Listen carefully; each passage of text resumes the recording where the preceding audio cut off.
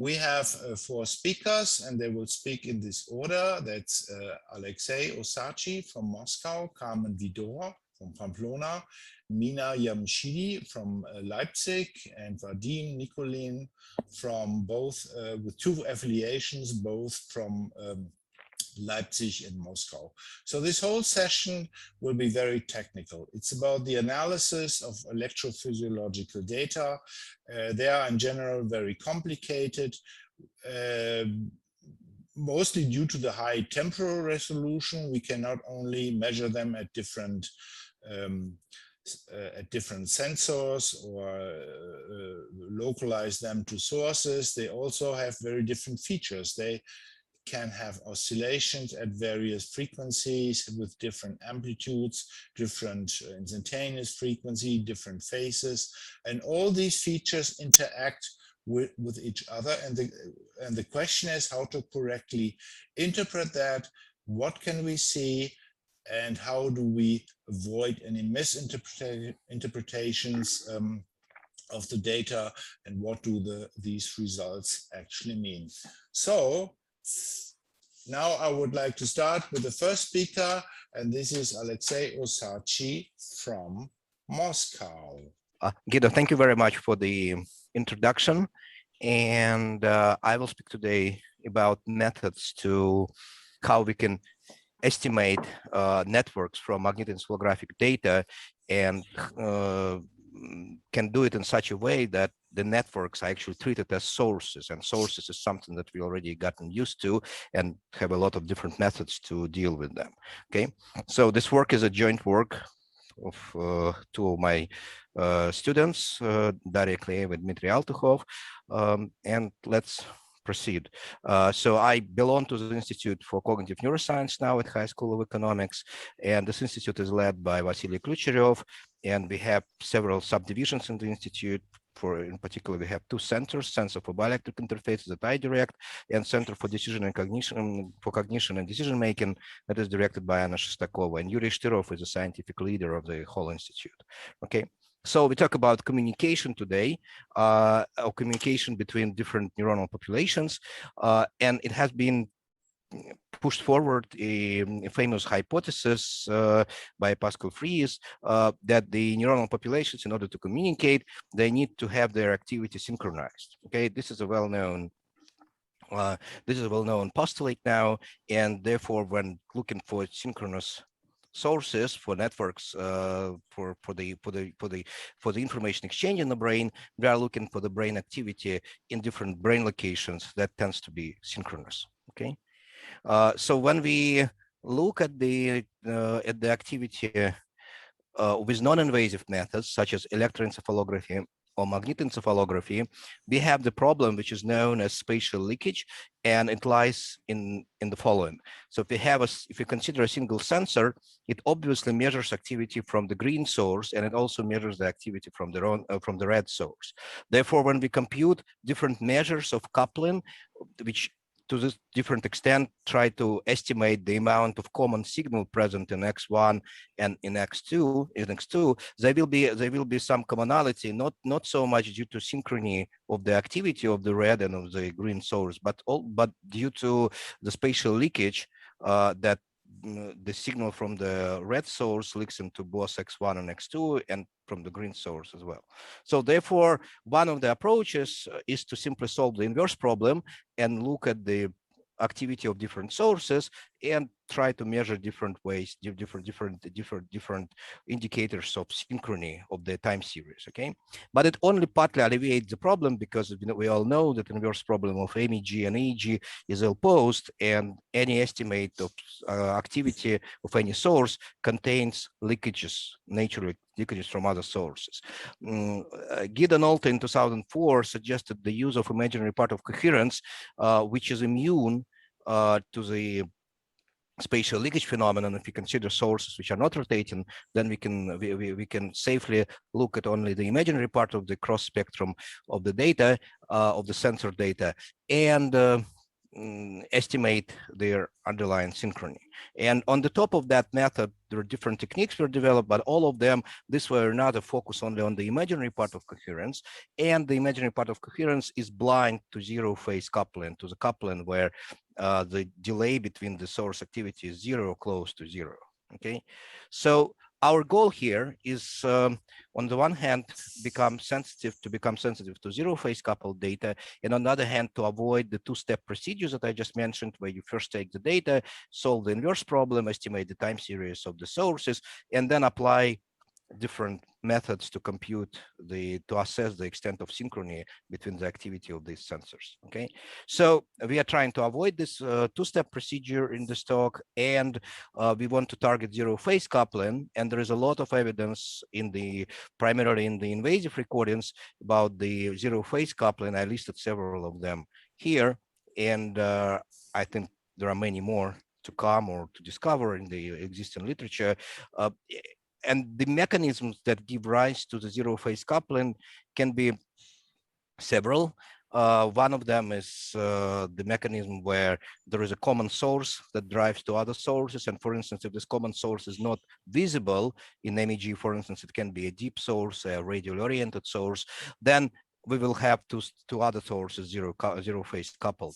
Then also the two neuronal populations can be involved in the reciprocal interaction, and then they tend to adapt to the common rhythm, as it was shown by Pikovsky et al. Back in 2001. Then the phase difference of these populations appears to be very small, very close to zero. Okay, so in order to see the problem, let's look at this toy system, very simple toy system, where we have only two channels, X1 and X2, and we have only two sources, S1 and S2. And these sources are active in time.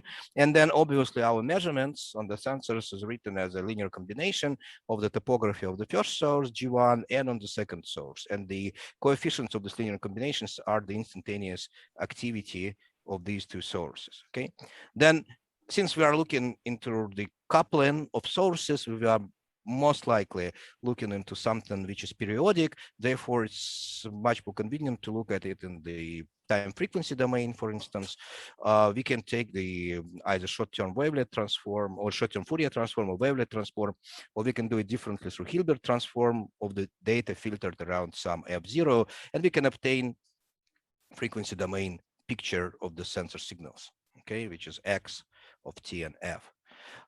Then if we try to express the cross-spectral matrix on the sensors, then it's simply the expectation of the time frequency coefficients, the outer product of the time frequency coefficients, and then we substitute the second equation into the third one, and we get this expression. Okay, and in this expression we get basically three terms. The first term, which is the imaginary part of coherence, which is exactly what Gida in 2004 suggested to use to estimate the coupling in the source space. And we can see that this imaginary part is orthogonal, does not depend at all on the volume conduction, which is this second term here, because volume conduction is modulated by the power of these two sources, okay, with the first and the second source. And then we also have in this real part of the cross spectrum, we have a component that is modulated by the coupling coefficient, by the source space coupling coefficient, but it's mixed together with the volume conduction. Okay, so our goal here is to develop a method that would somehow get rid of this volume conduction term, but at the same time kept this guy as intact as possible, so that we can measure both real and imaginary components. And we need this because if the sources are coupled with close to zero phase, then source space coupling, as a real part of the S12 will be large, and the imaginary part will be small, and therefore the signal to noise ratio of the imaginary component on the sensors will be very low, and therefore we have to be able to measure this component of the cross spectrum that is modulated by the real part of the coupling of the source space coupling coefficient. Okay, So, and we have to also understand that doing this, we can actually approach the source estimation, the network estimation task as a source estimation task. Okay, so when we do source estimation, we all got used to the fact that we have this observation equation. As I said, we can look at it in the frequency domain and time frequency domain, but then this x of t and f represents so-called sufficient statistics. We can then analyze it and find the locations and the time series of our sources. Okay, when we talk about the networks, the sufficient statistics is the cross spectrum that we have just derived on the previous slide, and we can see that the sufficient statistics contains the elements that we are interested in estimating, but of course they are obscured by this linear, by these matrices. And the most importantly is that the real part of the source space cross spectrum is obscured by the volume conduction effect. Okay, so this is basically just a diagram. You have a source space cross spectrum which you want to estimate. You have forward operator that acts on the source space cross spectrum and gives you sensor space cross spectrum. Okay, so again, this is the same derivation I just repeated, just to show that the sensor space cross spectrum is in fact a linear combination of these matrices, okay, of these matrices with coefficients which are, these two coefficients are proportional to the real and imaginary part of the source space cross spectrum, and these are proportional to the power of sources. Okay. Then you can look at this cross spectrum. Let's say you can, one possible way, as I mentioned already, to compute Gilbert transform of the data and then compute these outer products. And then you get basically, if you take these in trial, across trial averages, then you get a cross spectral tensor, which is number of sensors by number of sensors by number of time points in your trial. Okay, so the idea is to vectorize it. Okay, so you take the cross spectrum, which is your cross spectrum, just slightly different notations, but that's exactly the cross spectrum that we've seen before. And then you simply vectorize this matrix. So you stretch it into a single vector. So your matrix n by n becomes matrix of length and vector of length n squared. Okay, and then you can see that this is the typical, this is just a regular vector that can be represented as a linear combination of the elements that carry onto the sensors the power of sources, which is volume conduction, and then the elements which carry on to the sensors the real part of the cross spectrum, and the element that carry on to the sensors the imaginary part of the cross spectrum, of the source space cross spectrum, the target of our inference. Okay, so this is how it looks if you look at it graphically. So this is the cross spectrum on different time slices within the trial. Then if you vectorize it, and I've depicted here only several channels, then you can see how these elements, each of these elements is a line here, okay? How they become a matrix, which simply a matrix n squared by the length of your trial, okay? So basically, I'm bringing you to the situation where we can look at our cross spectrum as a linear combination of special two topography vectors, and then we can treat it as a linear model, and then we can solve it the way we did it with sources traditionally. So, but before we do that, we have to get rid of the volume conduction effect, okay? Because it significantly reduces the signal to noise ratio of the real part of the sensor space cross spectrum, of the source space cross spectrum, and therefore we have to get rid of it. And we can get rid of it according to the following procedure. We take the original vector, which is CXX, right, of the cross spectrum, and we decompose it into the imaginary part and into the real part. Okay, and this is simple, right? This is the real part, and this is the imaginary part.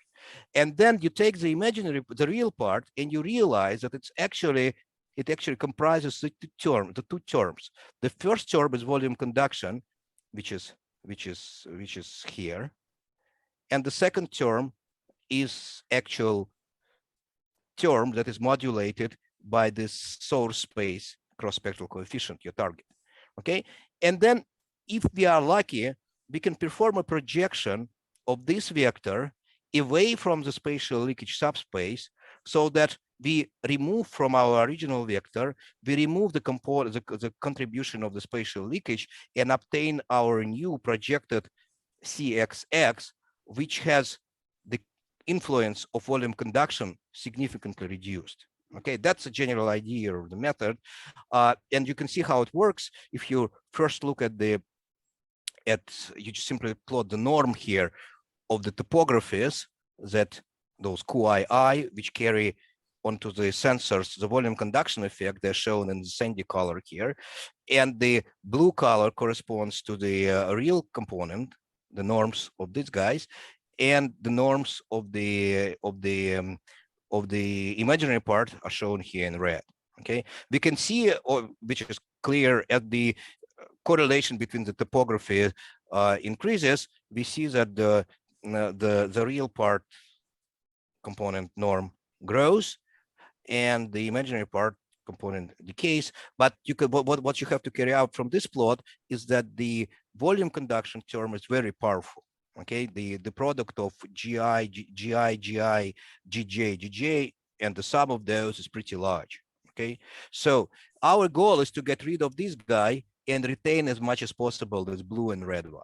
Okay, so we can do it by the projection procedure. I will not go into the details, but the projection procedure is simply model-based. Is simply a model-based procedure which exploits the property of the volume conduction term to be segregated in a smaller number of the spatial components. Okay, and then after the projection, you can get the following picture. So you can see that after projection, the sandy part went down, meaning that the power, the signal to noise ratio, the interference caused by the volume conduction is now small.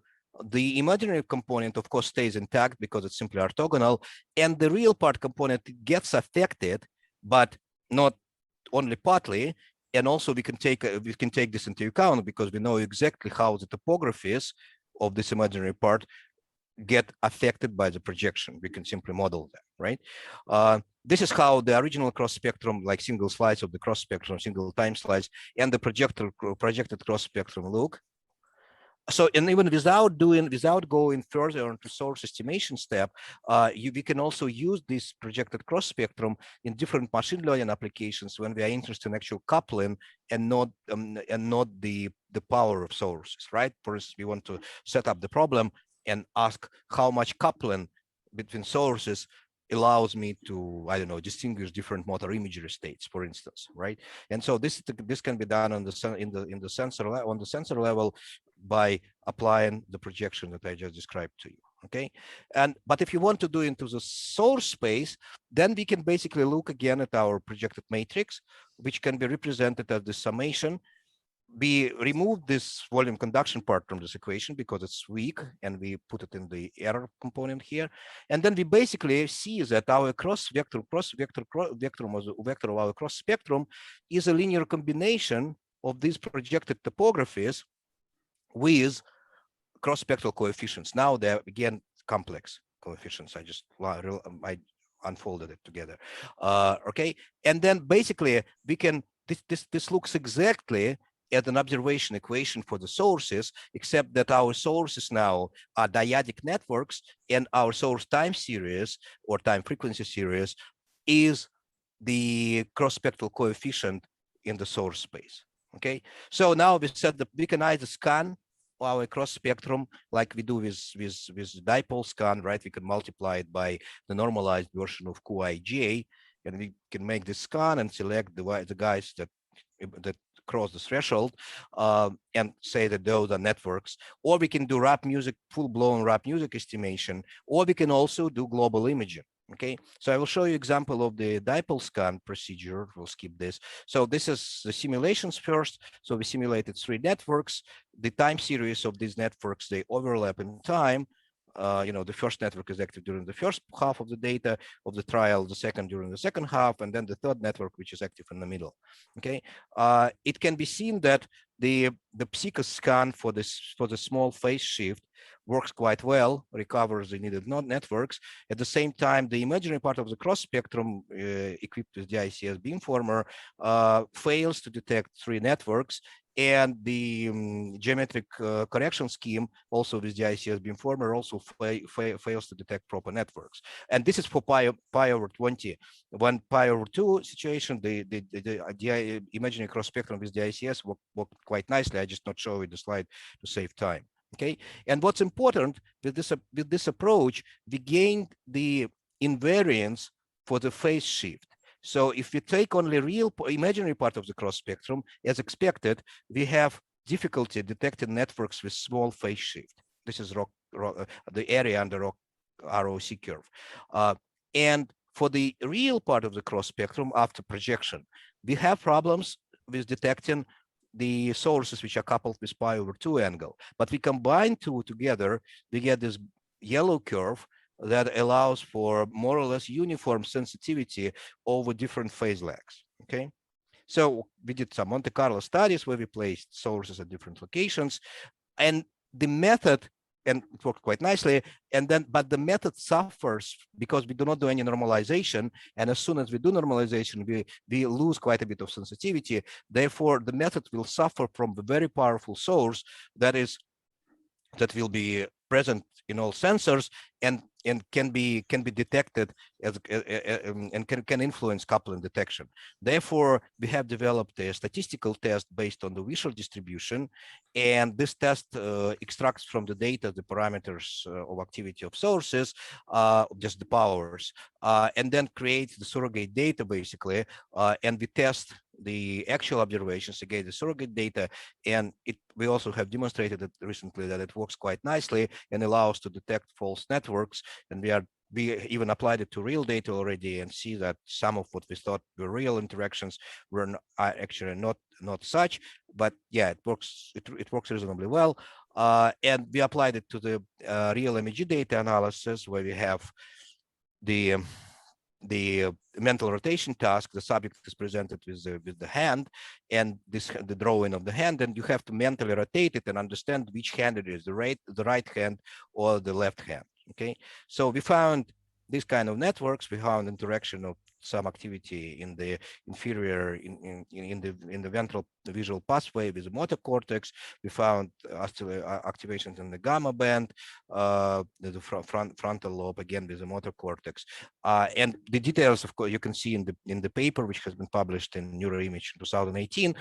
And here I want to show you a little bit on where we are now moving from this point. Okay, so another way to invert this equation is to do a full-blown inverse, and this full-blown inverse can be accomplished by taking into account using the normalization strategy. But when we use normalization strategy here, we have to take into account the fact that networks spatially sparse, but smooth in time. Okay, and for that we are using the mixed norm approach, where we can solve this inverse problem and have a regular prior, that is the normalization term, which is a mixed norm prior, which is the square root spatially and the L squared Frobenius norm temporally. Okay, so it's illustrated here.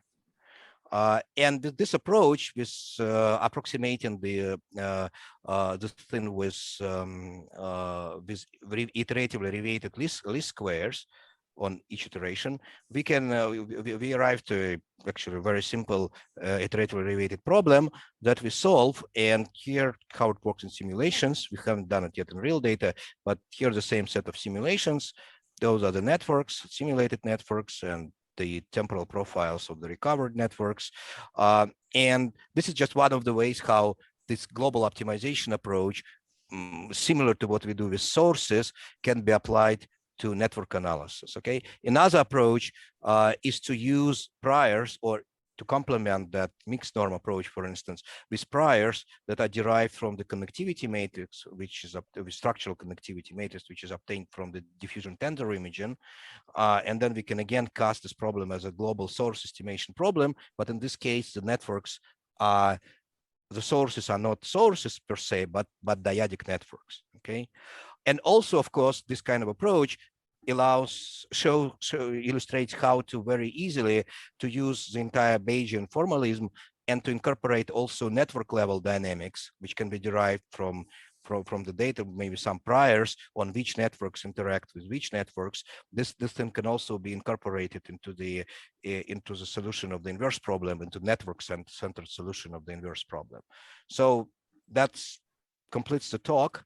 And I would like to thank my PhD student, Daria Kleeva, Dmitry Altukhov, my former PhD student, and Yuri Nulislamov, who is my former MS student, who actually got her PhD position in Leipzig and is moving to Leipzig in September. So thank you very much. And I would like to immediately jump to Carmen Vidor. So hello everyone, I'm Carmen Vidaurre. Thank you, Guido, for your introduction.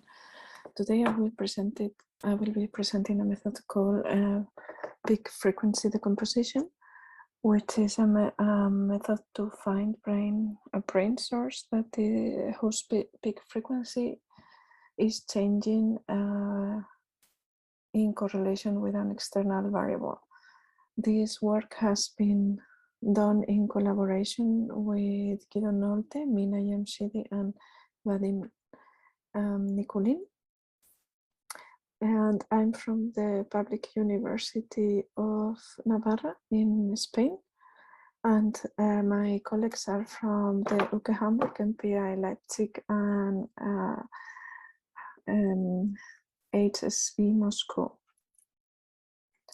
First, I will define what are instantaneous local and peak frequency, because these are concepts that I will need later. So the instantaneous frequency is just the derivative in time of the phase of the signal of interest, which in this case is the time series of the brain source.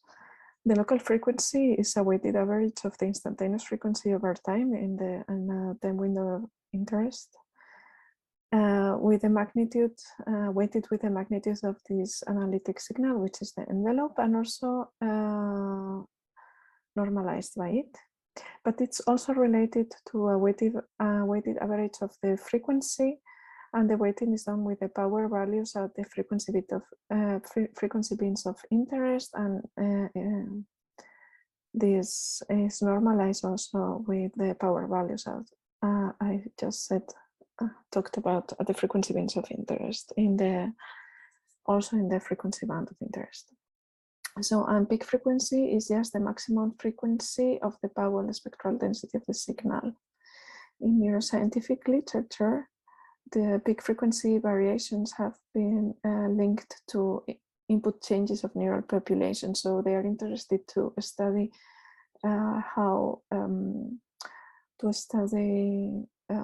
brain signals at different time scales as well. And here I want to note that usually in the literature, instantaneous and peak frequency are often interchanged and treated as equivalent, but they are not, as we have seen by the definitions, although sometimes they might coincide. But this is not in general.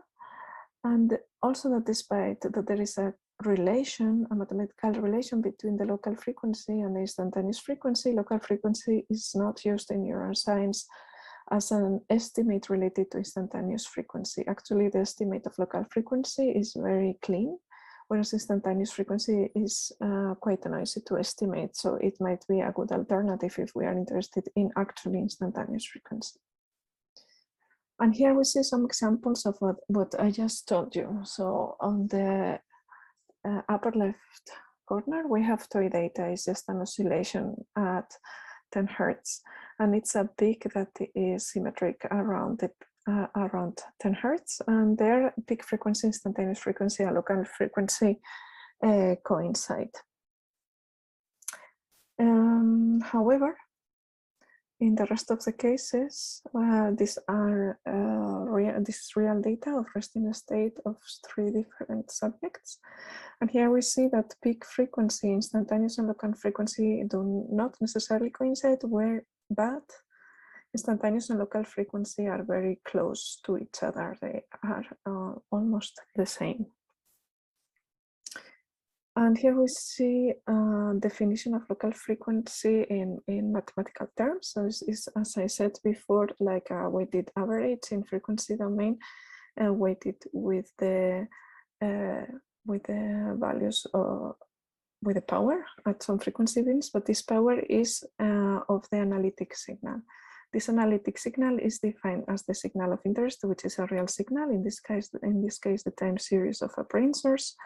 And the imaginary part is the Hilbert transform of this time series of brain source time series. Usually, however, we have in neuroscience but limited signals.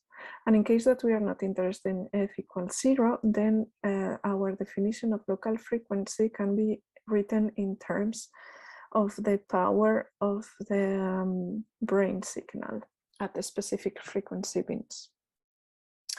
Here, I want to note that as we are in our examples, or in our problem, we are interested in how frequency changes over time. So we are going to use epochs, which are time windows of interest.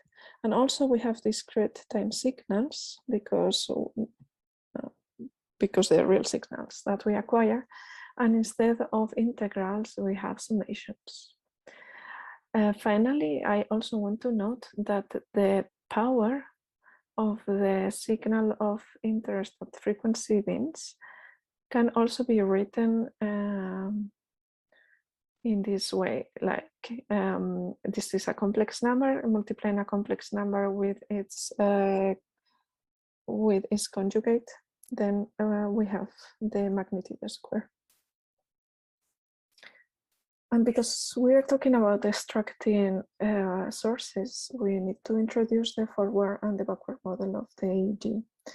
So if ST are the time series of our brain sources, we can write the data that we measure in the electrodes as a linear combination of them plus noise. So where A is the mixing matrix of the sources, and this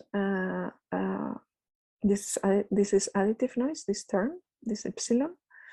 And often the noise we absorb into the mixing matrix, but just adding some columns. And therefore the forward model of the EEG can be written in this way, like the recorded data is a linear combination of the sources. The backward model is written similarly, like the sources, the time series of the sources is a linear combination of the data that we record. And the trick here is to find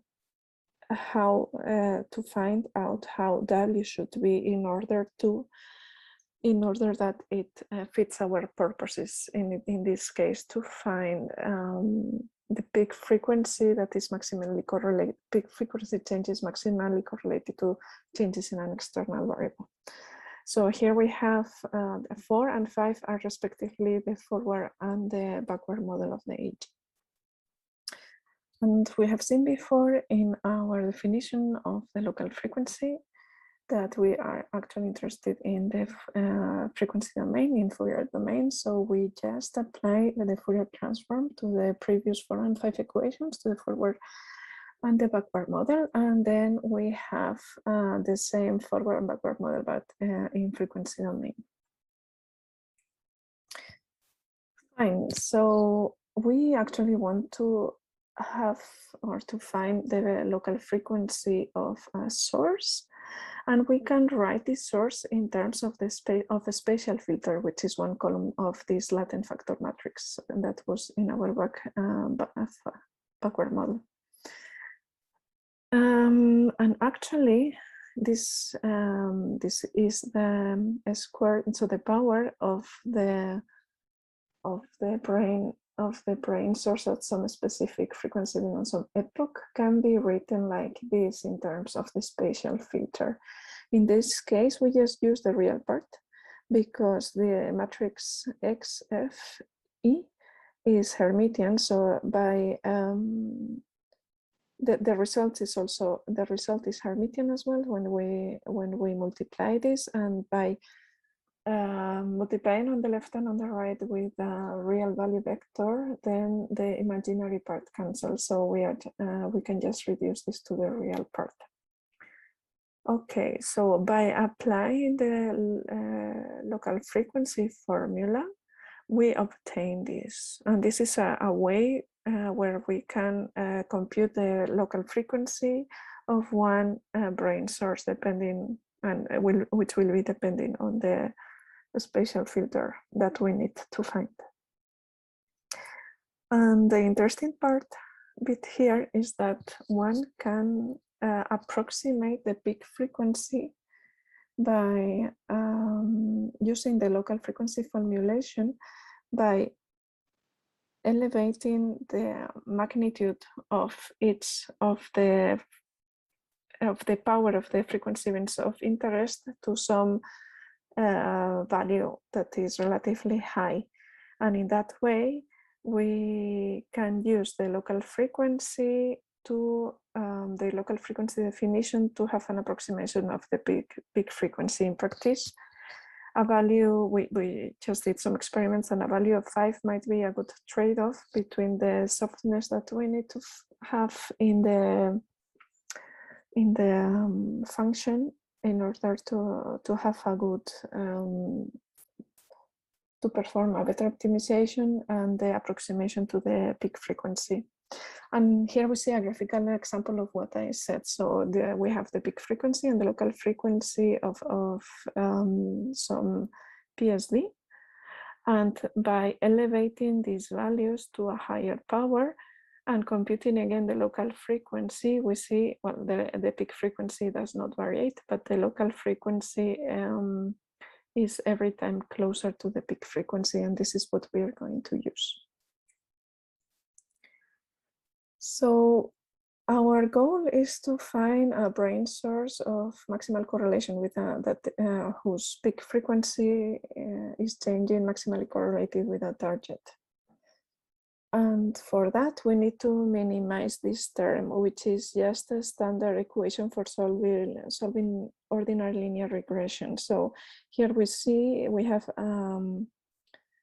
we compute peak frequencies at specific epochs, and we have a vector of peak frequencies, and our goal is to find beta and W, or this spatial vector that will minimize this distance.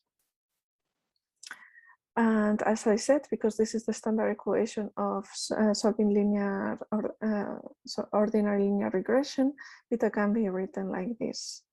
And luckily, there is a solver in MATLAB that allows us to find beta, given some W.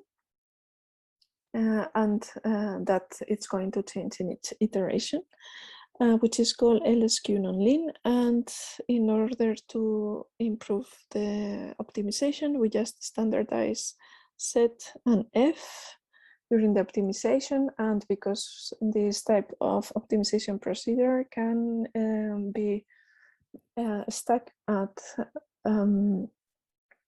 local minima, we just perform the procedure several times, starting from different initial values in order to get the best result. So we performed some simulations using as a realistic head model, like in Untitled 2005, where we had two EEG sources generated with pseudo-random dipoles, whose peak frequency was changing, correlated each of them to a different external variable. But our target was just one of them. So we performed 100 repetitions of the procedure to find the spatial filter with different signal to noise ratios, 0.1 and 0.5, and different window lengths of between 500 milliseconds, 1, 2, and 3 seconds. And we also generated data whose peak frequency had different accuracy. So it could be changing in steps of 1 hertz, or in steps of 0.5 hertz, or also in steps of 0.1 hertz. In order to know whether our method is working better than what is usually done, we compare the results to the best correlation obtained from peak frequency values obtained with all Laplacian channels. So we took our target our target variable, and we computed the peak frequency in different epochs of all Laplacian channels. We correlated all of them with the target variable, and we selected the one that returned the best correlation. And what we see here are correlation results for different frequency resolutions that I talked about before.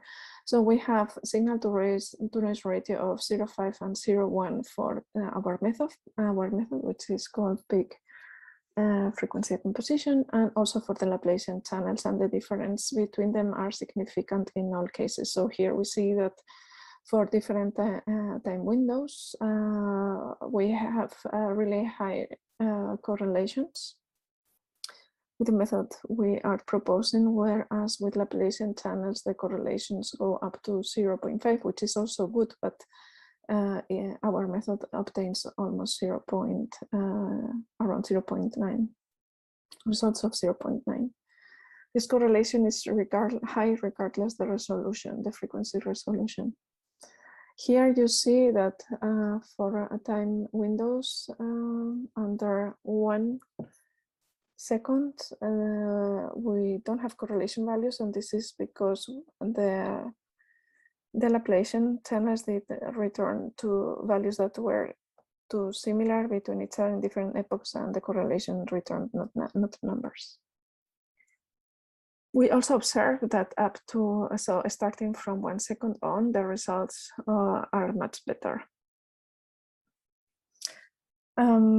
We also studied whether the accuracy of the peak frequency recovery, so of the specific value that we were interested or that we were generating for the source, was properly recovered. We know the correlation was high, but how exactly could we recover the peak frequency in each of the epochs?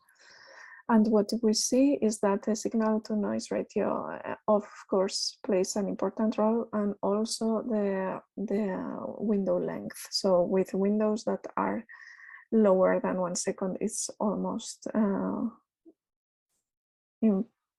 it's very difficult to recover properly, like to have a very good accuracy, and the longer the window, the easier it is. And also when the frequency resolution is higher or more actually smaller, the more difficult it is to accurately recover the peak frequency, which was anyway to expect. But in any case, the results are better than for Laplacian channels, and the differences are always significant.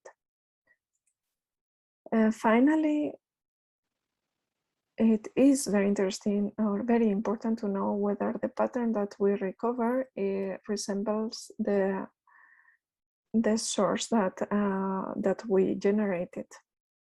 And what we see is that, again, the signal to noise ratio plays a role, but it is a lot more important the length, the epoch length. So with epoch lengths under 1 second, we are not able to properly recover the patterns when the signal to noise ratio is low. And this is something we need to take into account, because in real data, signal to noise ratio is low. So we also performed some experiments where we simulated intersubject data for each epoch. In this case, intersubject data means that each epoch is one subject. We had 6 EEG sources. They were all pseudo-random dipoles whose peak frequency was negatively correlated to different variables, and one of them was age. So we again used the realistic head models, and in this case, I'm showing results of the signal to noise ratio 0.5, and the windows that we used for each epoch were 300 seconds, which were resembling resting state data, and also the noise, the background noise, was different for each of the epochs, because different people have different background noise as well. And I am showing you here what was the original pattern of the source and the pattern that we could recover. So they are very, very similar. Finally, we also validated our method in real data. We had 24 subjects that performed steady state visual evoked potentials. So basically, there were 4 flashes or flickering lights, and the people performing the experiments had to focus in one of them. The frequencies, there were just 4 frequencies, which were 5.45 here in hertz, 8.57, 12, and 15 hertz. And our method could recover the peak frequency of each of the epochs of each subject with 95% accuracy in average. And what we see here is the grand average pattern, which is in line with patterns with literature, so with how patterns in literature are described for steady-state visual evoked potentials. So finally, I come to the discussion. So we have seen that the peak frequency composition is a method that can return sources whose peak frequency is correlated to an external variable. The correlation and accuracy of the peak frequency is significantly higher for the peak frequency composition. So our method than for Laplacian derivations, which is what is usually used. Also, the pattern recovery errors are small as long as the time windows used to estimate the Fourier transforms are at least 1 second. We have seen that we can employ this method for intersubject data. So, and in real data, PDF returns plausible patterns and a high accuracy of frequency recovery, of peak frequency recovery. So yes, thank you for your attention.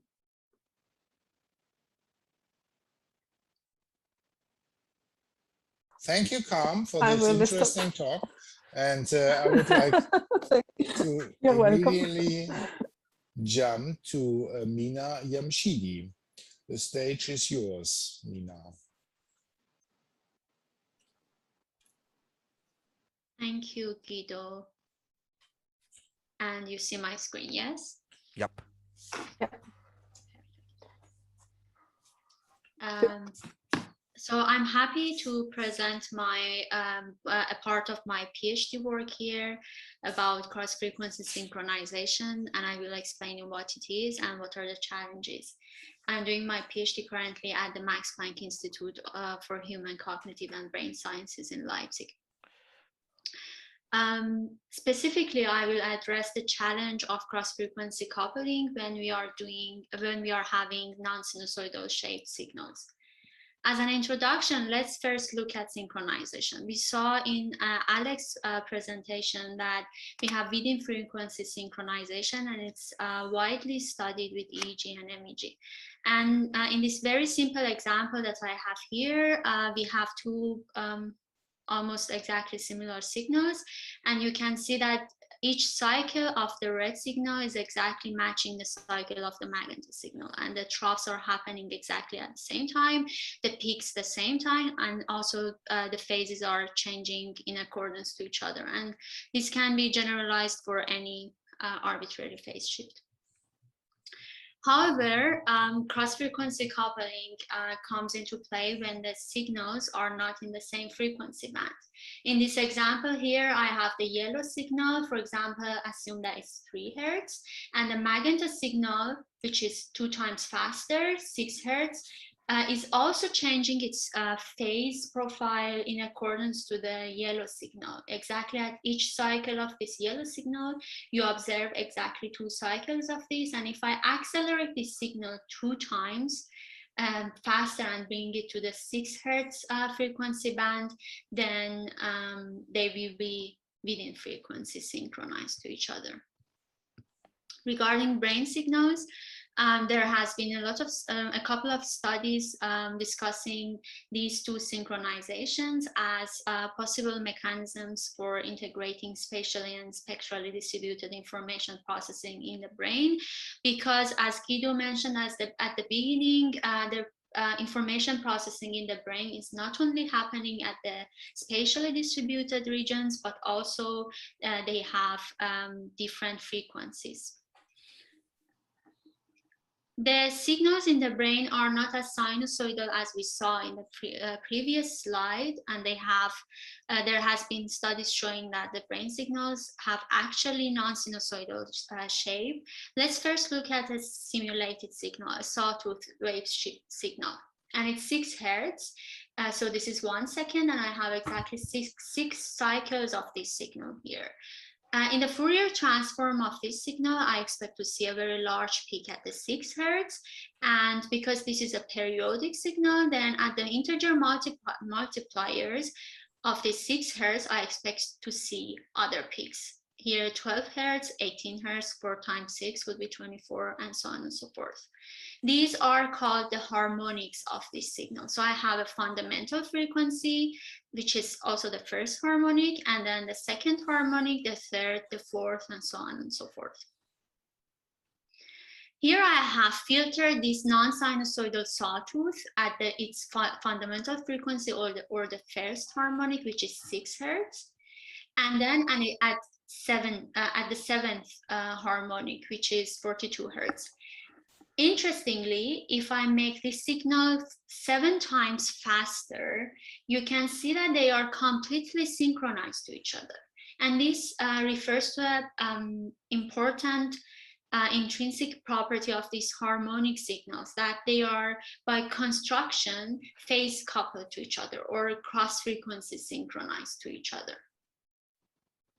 Now look at brain signal. This is a somatosensory source, which I extracted by ICA from the resting state EEG of a subject, and it's a mu rhythm. So the base frequency is 10 Hertz. As expected, we observe a large peak at around 10 Hertz, which is around exactly like 11 Hertz. Then the second harmonic is 22 Hertz, and the third harmonic 33 Hertz. And like the sawtooth shaped signal, if I bandpass filter them at the fundamental frequency, second harmonic and the third harmonic, I can have the narrowband signals of these harmonics, which are, as mentioned before, phase coupled to each other.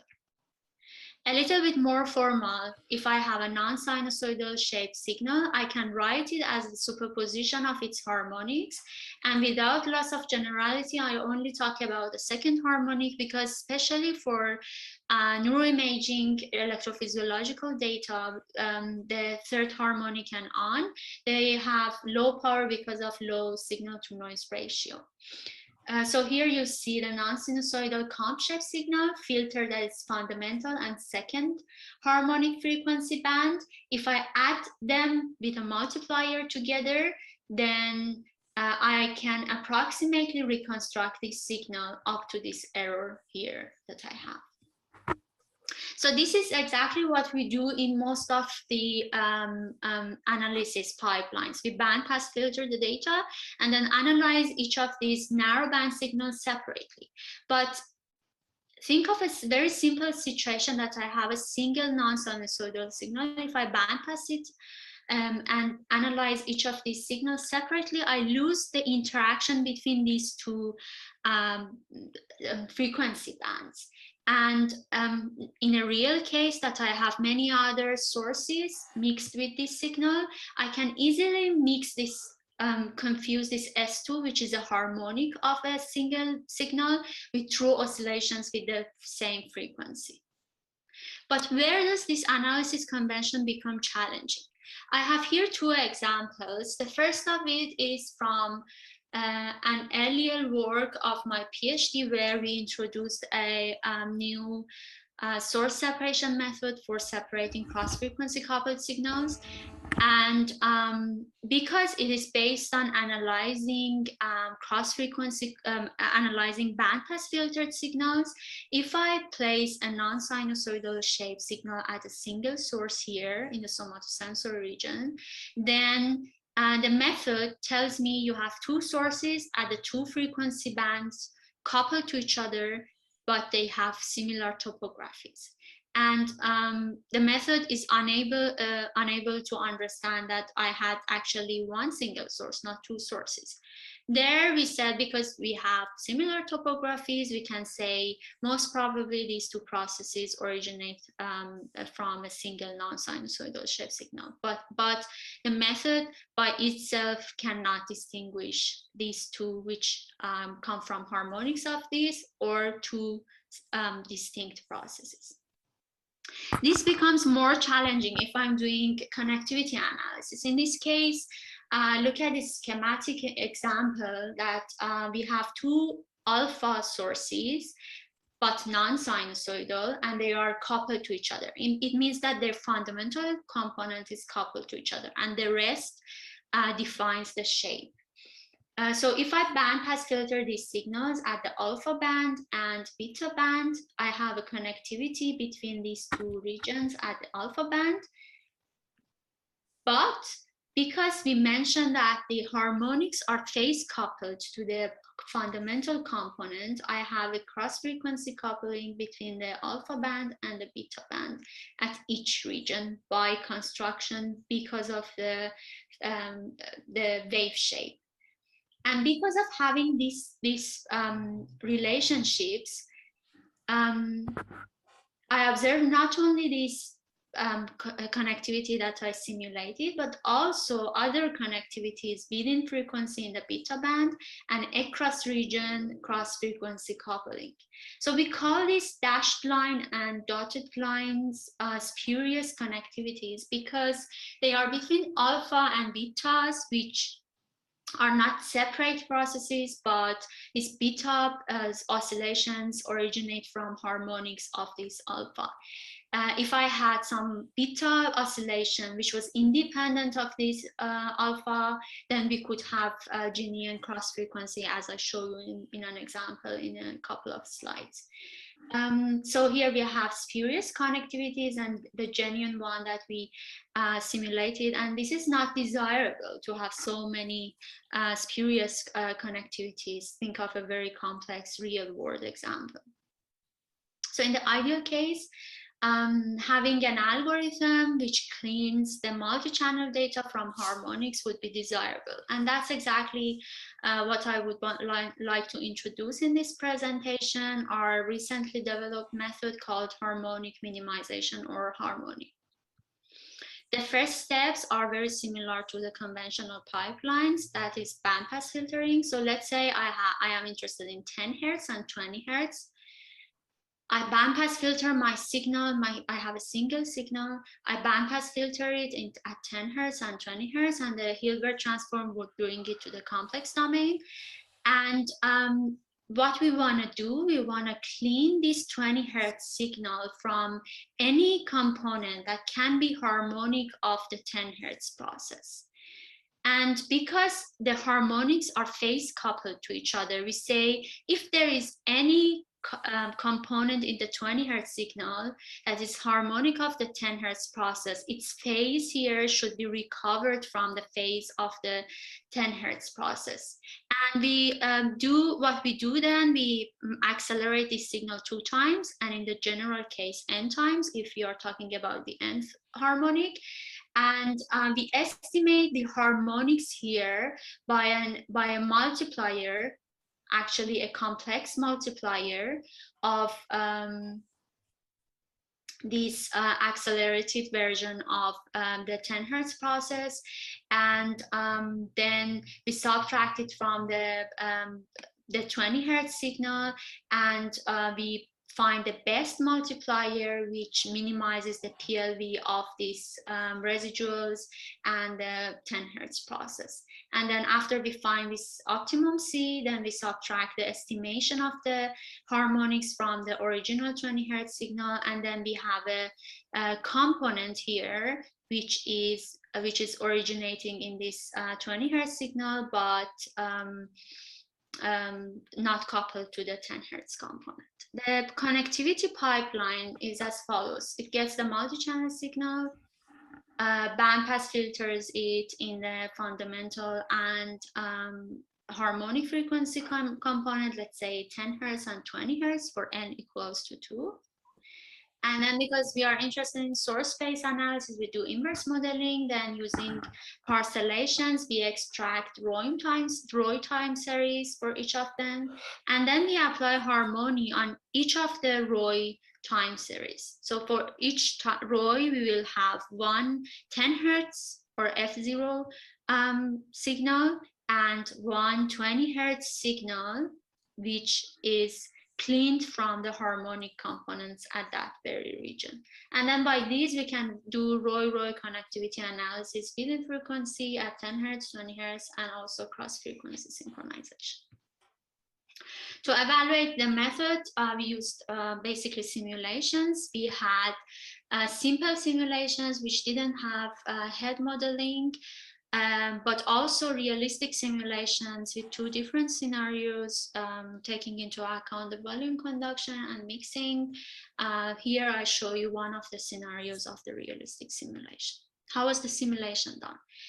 The pipeline is basically based on the ground truth that we built. We simulate non-sinusoidal and narrowband sources at the known dipole positions, which are selected randomly. So we have the ground truth network. Then by forward modeling, we have the multi-channel simulated EEG as the pipeline, which I showed you previously. We do inverse modeling, then using a parcellation, we extract one signal per Roy by applying Harmoni on each Roy. Then we have the Roy activities, which cleaned from Harmoni and the harmonics, and then we can do whatever connectivity that we want. Before showing you the results, just to mention that because cross-frequency graphs are non-symmetric and they are represented by directed graphs, we use bipartite graphs to illustrate them, which is easier intuitively and easier to illustrate. So the upper sets are the fundamental frequency, for example, alpha. The lower set of nodes is the harmonic frequency, here beta. Each node is one region, and if node 1 from alpha sets is connected to node 3 of beta sets, that means that alpha activity here is cross-frequency synchronized to beta activity here. And the edges and the nodes can be color-coded based on the intensity or the centrality. As an example for you to see the graphs, because I don't do it in the rest of the slides, here I have a proof of principle example. I simulated sources which are cross-frequency coupled, so alpha and beta sources at these two specific regions, and then two non-sinusoidal sources cross-frequency coupled at alpha band.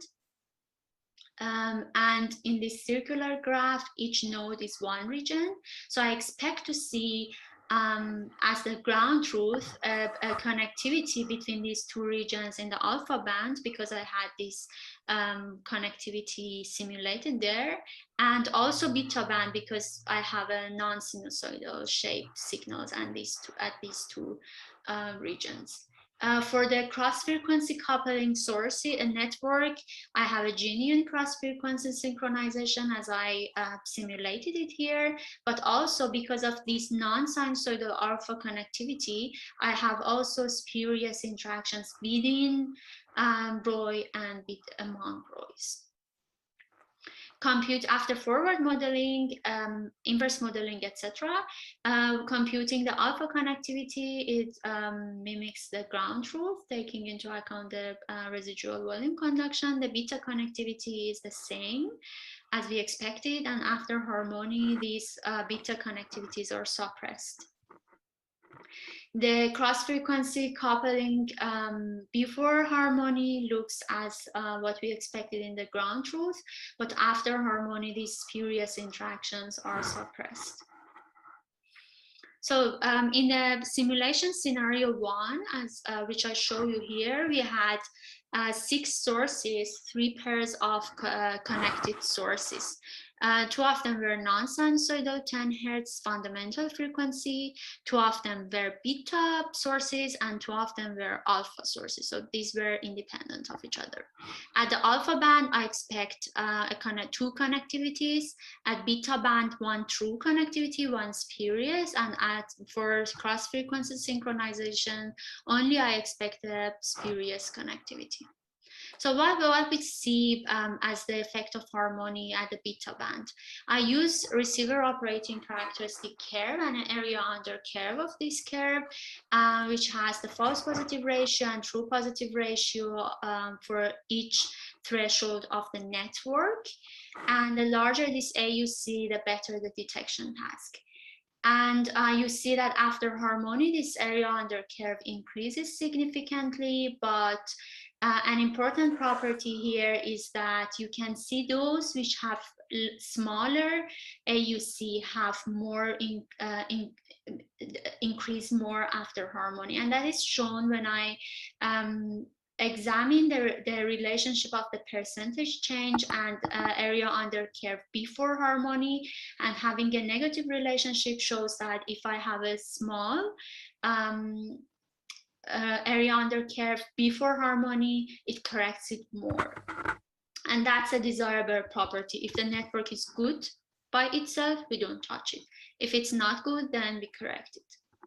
For the cross-frequency network, it's similar to the beta to evaluate, but we only use false positive ratio because we don't have any true connectivity by ground truth. And the larger area under curve of this curve, the worse the detection because I have more false positives. And as expected, it decreases after harmony. And the negative correlation between the percentage change and area under curve before harmony shows me if it's large, I have a lot of false positives, it corrects it more. If I don't have a lot of false positive, not so much of correction is applied. We also apply this method on real data. We had resting state EEG from 81 subjects from Lemon dataset with 64 channels. The pipeline is similar as what you saw before, but we used 100 Roy-Sheffer parcellation, and each Roy is assigned to one of the 7 resting state networks. First, we evaluated the cross-frequency coupling at each node, and you can see that at occipital, parietal, and central regions, I have a high cross-frequency synchronization, and that has implications for the cross-frequency coupling. Before harmony, I have these vertical lines which show the within Roy connectivities between alpha and beta, which are because of harmonic, and after harmony, these are eliminated, and also such patterns are eliminated too. If I subtract the before harmonic networks from after harmony and take average over all subjects after z-scoring and etc., I see that I see a lot of interhemispheric interactions are revealed only after harmony. For example, between the two visual networks, or precuneus and visual network, or default mode network. And this we couldn't have if we didn't apply harmony. So as a conclusion, we have a first signal processing tool for connectivity analysis in electrophysiological data, taking care of harmonics. We evaluated the performance by realistic simulation. I showed that the area under curve of ROC curves increase and the area under curve of false positive ratio curves decrease. And in real data, only after harmony, we could observe many remote interactions between the two hemispheres. So this shows that it is suggested that this method is applied as a pre-processing step before connectivity pipelines. With this, I thank you for listening, and also I thank my collaborators and supervisors of this project. Thank you very much, Mina. We will have the final speaker, Vadim Nikolin. Hello, dear colleagues, and thank you for the invitation to present some of our results. Today, we'll be talking about effects of neuronal oscillations on the generation of evoked responses, mechanisms, and approaches. So I will be talking about non-zero mean of oscillations, so-called asymmetry and evoked responses, and also about neuronal excitability and early somatosensory responses, neurophysiological and functional implications. For this, we'll be talking about both mechanisms and approaches to investigate the link between oscillations and evoked responses. So when we are talking about evoked responses, we primarily refer, or in the past, people primarily refer to two models. The first one is additive, which basically indicates that any stimulus produces an evoked response independently of ongoing oscillations depicted here in blue. So in this way, evoked activity and ongoing oscillations are different processes. However, later it was suggested that in fact, evoked responses can be a form of ongoing oscillations. That is to say, when there is a stimulus is producing a certain phase reset of ongoing oscillations. And therefore, when you average many epochs, you see an evoked response. However, it represents rather a phase reset of ongoing oscillations. And in this way, evoked activity and ongoing oscillations are the same process. So, however, there is recently been suggested a novel mechanism, so-called baseline shift mechanism, for the generation of evoked responses, which is based on two prerequisites. First, that amplitude modulation of ongoing oscillations, for instance, alpha oscillations, is present as a response to, for instance, stimuli, movement, or different tasks. So this has been shown by now empirically in thousands of studies, so we don't really need to prove it again. However, the second prerequisite is a little bit more subtle. So what we are saying is that oscillations should not have zero mean. So when we have zero mean of oscillations, and here I show you two epochs in antiphase, when you average these two epochs, there is a flat line. However, when you have a non-zero mean of oscillations, then averaging of such oscillations leads to an evoked response. So you can see it here if your signal could be depicted as amplitude modulation of cosine with non-zero term R. So that in turn leads to amplitude modulation of oscillation into this term ATR, which is actually an evoked response. So if you average across many epochs, like I show you here, then the oscillatory part will be gone, but there still will be an evoked response present. In this way, it is not additive mechanisms, it is not phase reset, it is rather amplitude modulation of ongoing oscillations with non-zero mean, which leads to evoked response. So we have recently actually been doing some simulations with human neocortical neurosolver. So this is a modeling suite for generation, for instance, of alpha oscillation in the cortex. So it contains some pyramidal cells in second and third layer, as well as in fifth layer, proximal inputs, for instance, from thalamus, and distal inputs from other cortical areas.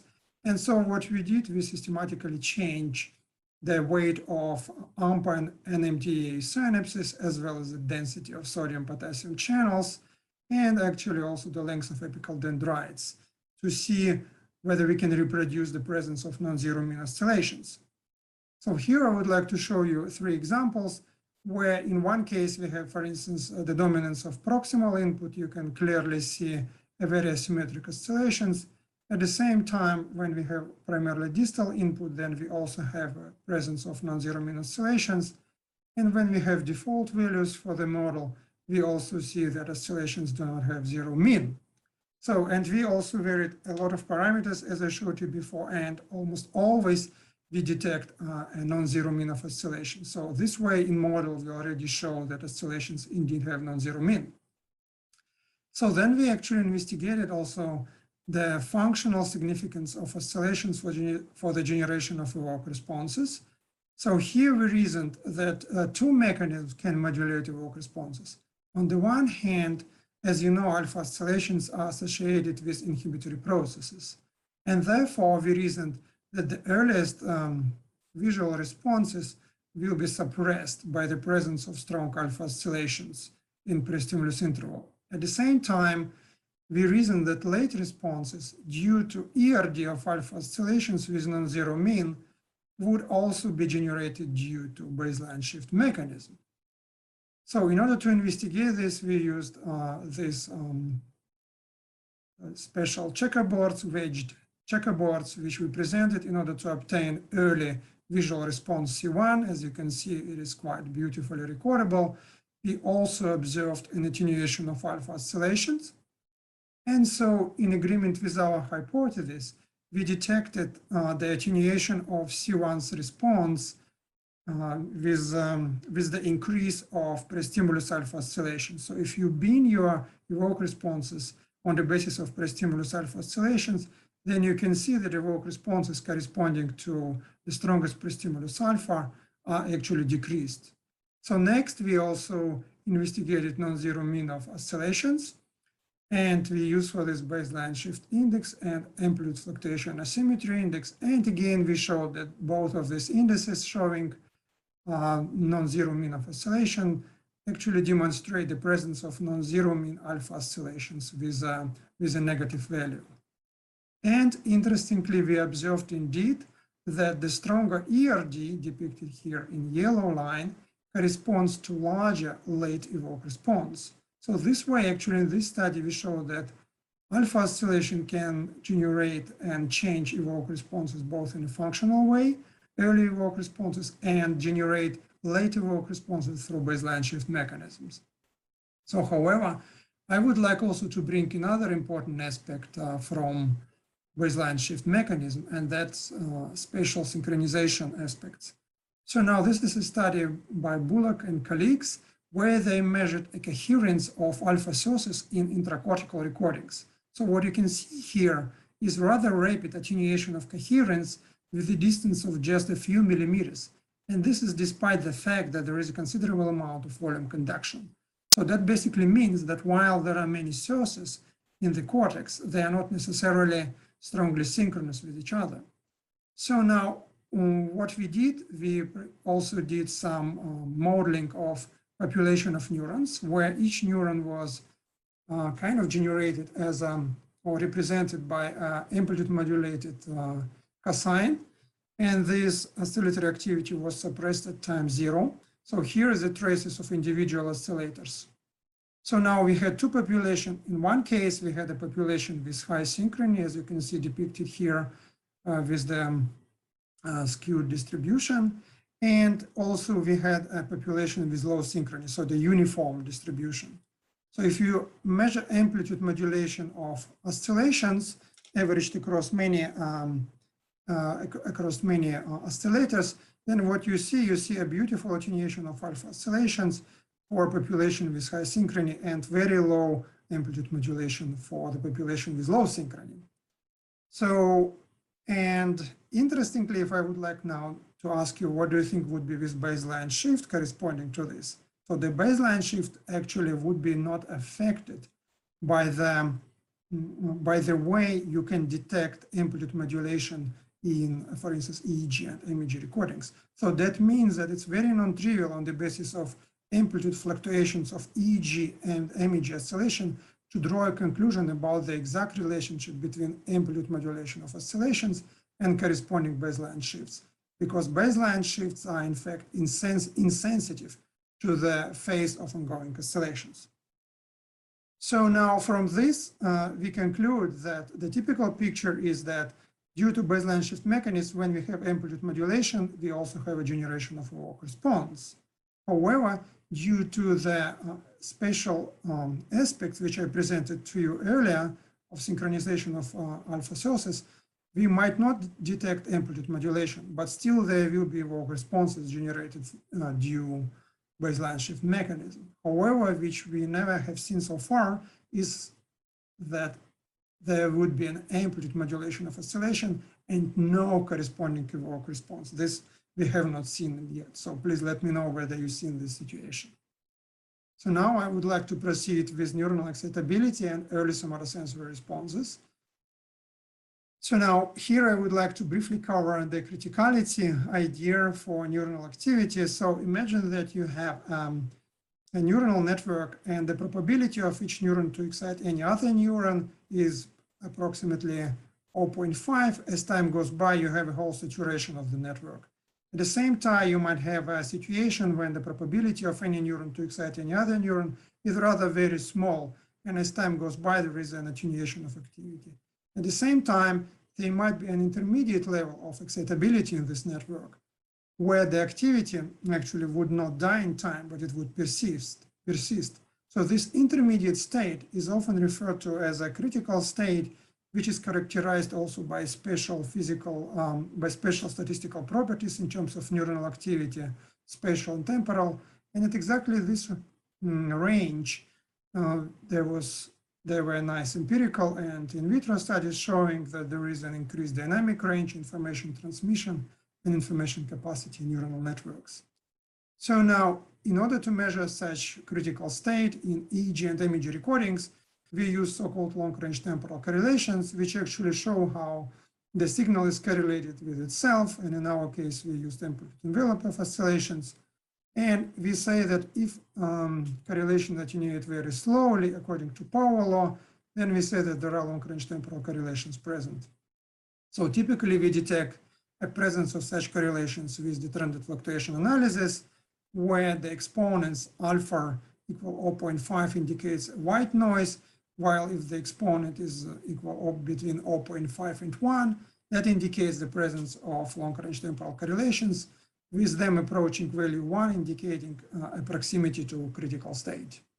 So I cannot focus a lot on this, but in our previous studies, we indeed showed that if these correlations are getting closer to 1, then we have a better performance of subjects in sensory motor tasks, such as brain-computer interface, in decision-making tasks, and also in cognitive tasks, such as, for instance, working memory.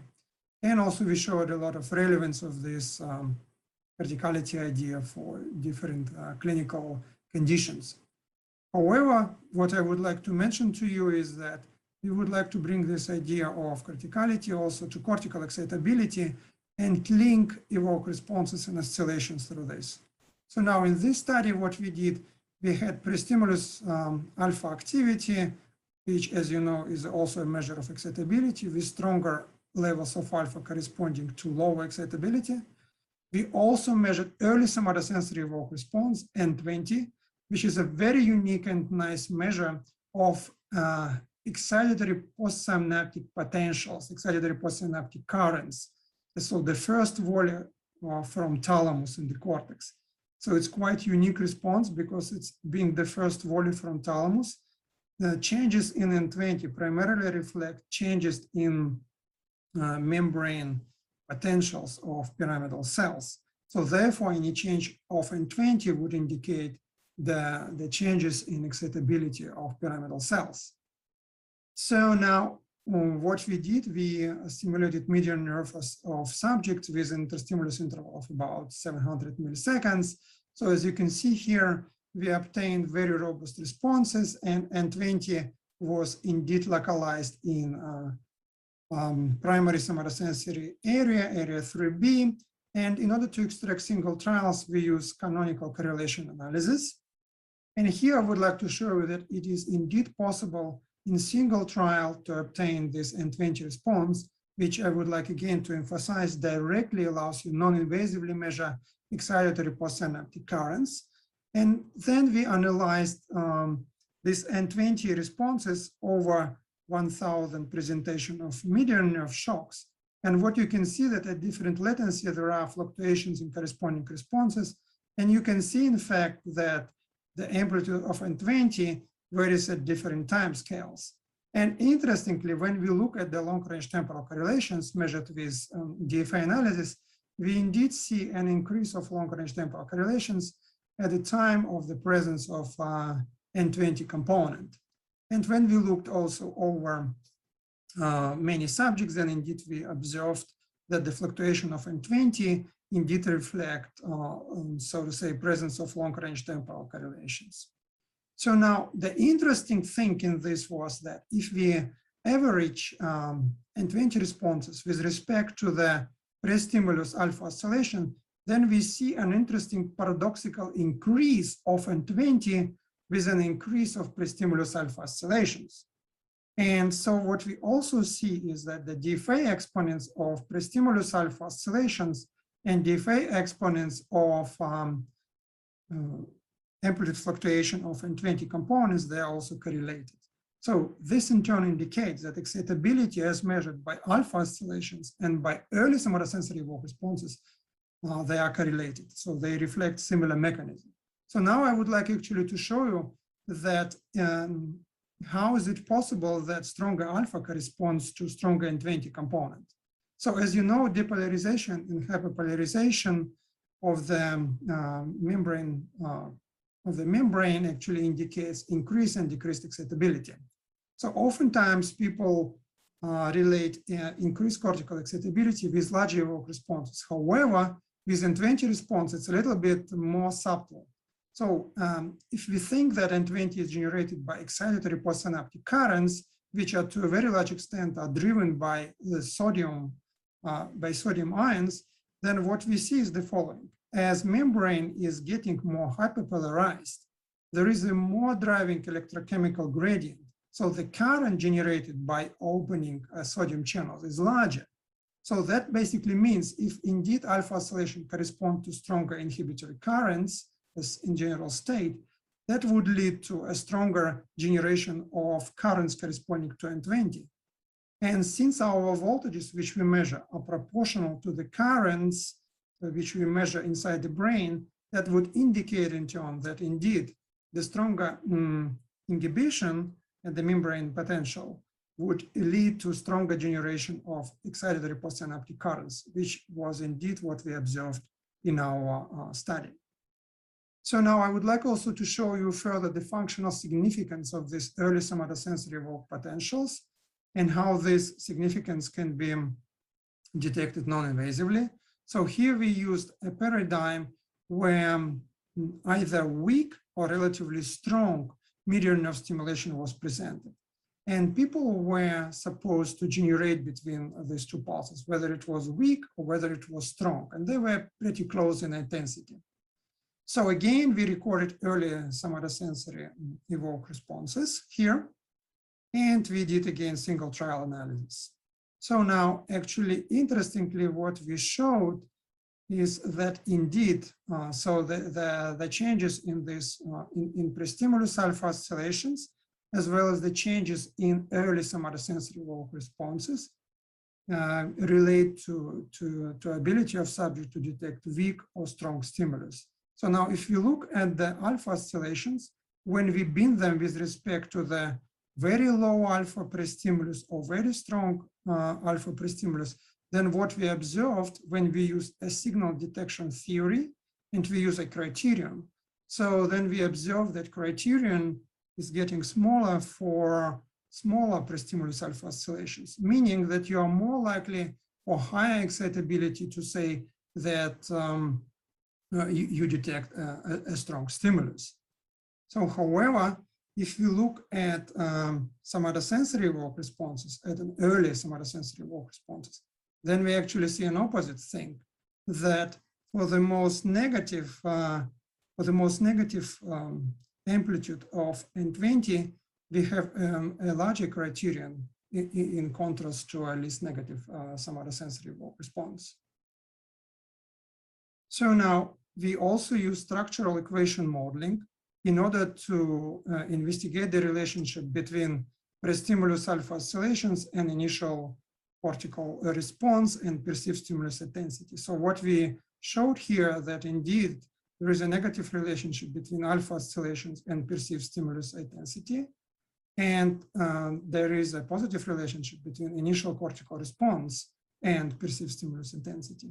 So importantly, what we also did, we control for the stimulus intensity in order to remove a trivial effect of stimulus intensity on the generation of N20 response.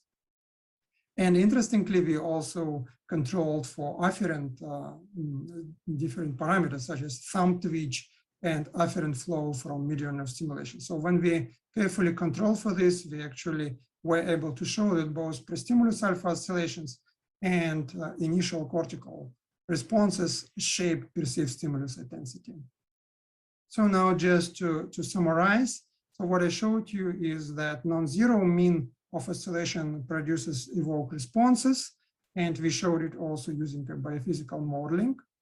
So we also showed that temporal patterns of early somatosensory evoked responses are likely to reflect critical dynamics, and importantly, interestingly, so there is a link actually between early somatosensory evoked responses and pre-stimulus alpha oscillations in such a way that they reflect similar changes in cortical excitability.